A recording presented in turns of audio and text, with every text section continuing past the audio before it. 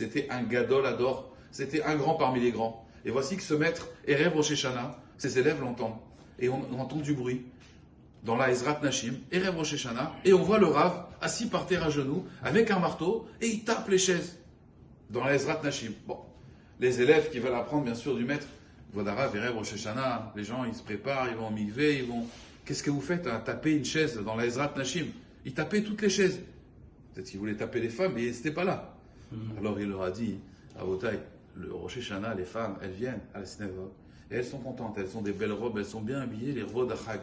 Seulement le problème, c'est que dans ces chaises-là, des fois, vous savez, il y a des clous, et ils sont mal rentrés, d'accord? Et donc, qu'est-ce qui se passe? La femme, la pauvre, elle va venir à Rosh Hashanah, et quand elle va déchirer ça, alors, toute sa simcha qu'elle avait, la pauvre, elle va la perdre.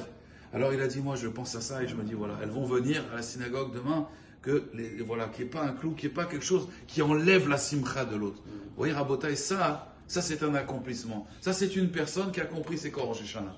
Rosh Hashanah, c'est d'abord je pense à l'autre, que je me dit ça va.